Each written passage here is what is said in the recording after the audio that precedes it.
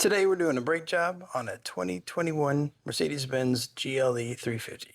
First thing we need to do is get this wheel off so we can get to the brakes. I do not have the adapter for my floor jack, so I'm using Mercedes floor jack from the trunk. You want to make sure you have your socket for the lugs, and then of course this car has a lock lug for that one right there. It's easiest to loosen the lug bolts while the car's on the ground and the tire won't turn. After you loosen the lugs, you need to jack up the car so we can remove the lug bolts and take off the wheel. I did chock the rear wheel and put a jacks in under the car before I remove this wheel. We need to remove this spring keeper for the brake wear indicator. So let's grab it here. Gotta pull it up and over.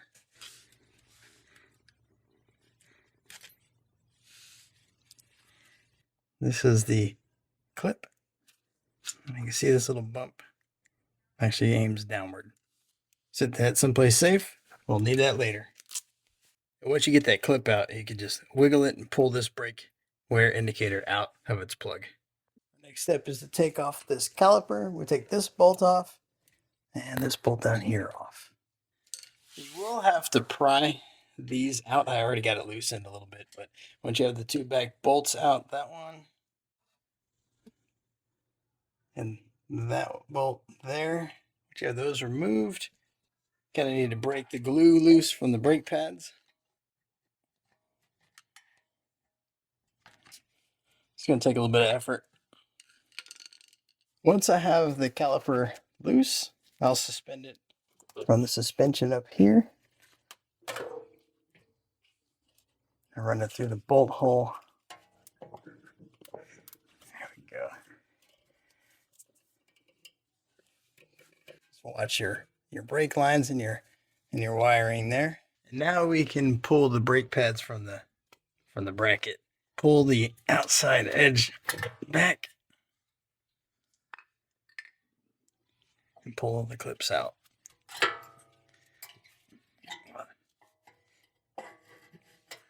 Now we can pop out the old hardware.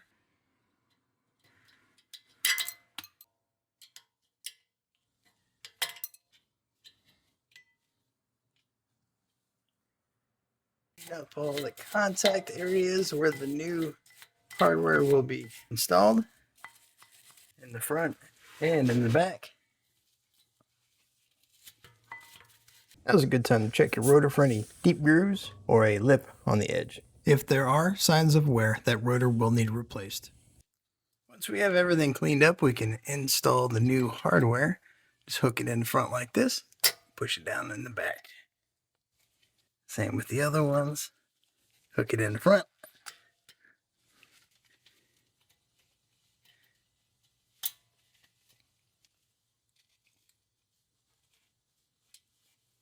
Now we can clean and lubricate the pins. Just gotta hold the rubber seal here. Pull the pin out. Wipe off all the old grease. And then I'm going to use a little bit of Seal Glide.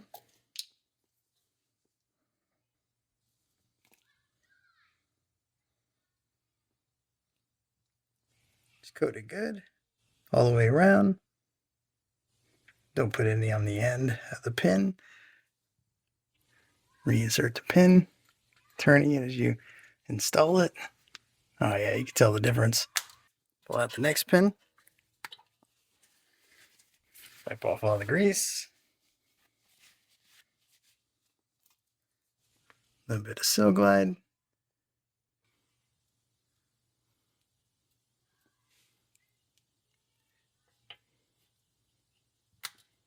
Next, we'll install the clips on the brake pads. And you come from this side of that little area that the clip goes to.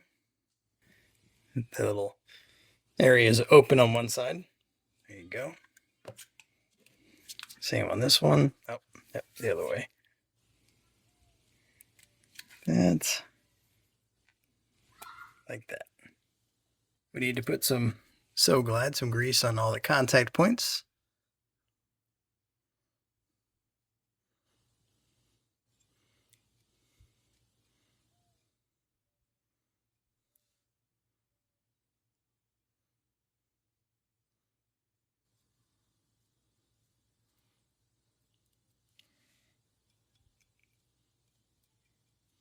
Now we can install the brake pads. We want to come in at an angle, get it inside the hardware here, kind of press forward.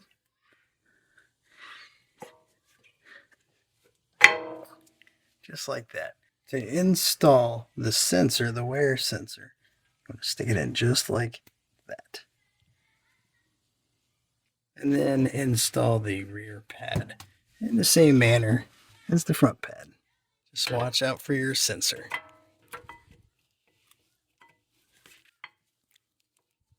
Twist these two locks to unlock and remove the cover to the brake master cylinder reservoir. It is a good idea to loosen the cap on the brake reservoir so that it'll allow the fluid to come back up into the tank here. You do want to keep an eye on it, make sure it doesn't overflow. Brake fluid could damage your paint and plastic and rubber fittings. We'll use a brake caliper compression tool to spread the caliper.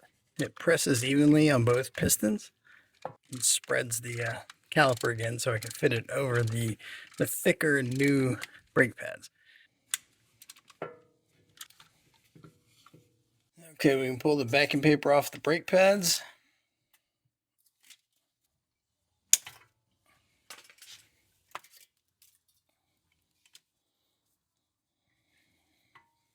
Okay, this goes through the center of the caliper, that wire. Here we go. Gotta plug in the indicator here. Okay, we're gonna put the clip back on. This bowed part goes down. Here, push it over the back.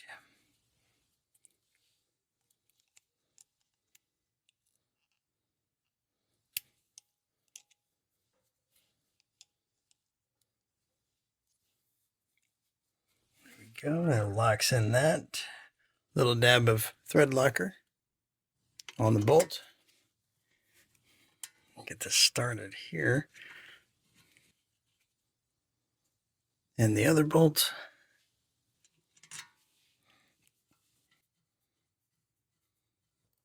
Now I'll torque these to 25 foot-pounds.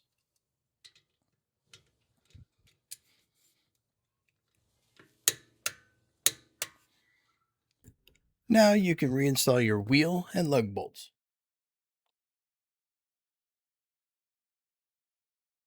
And finally, torque your lug nuts to 102 pounds. Make sure you move in a crisscross pattern.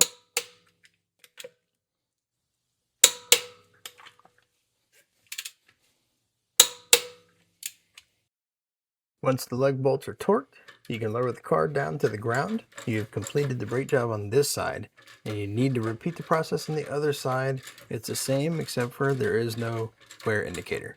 After you've changed brake pads on both sides, you need to get in the vehicle and pump the brake pedal a few times to restore the pressure and fluid to the system.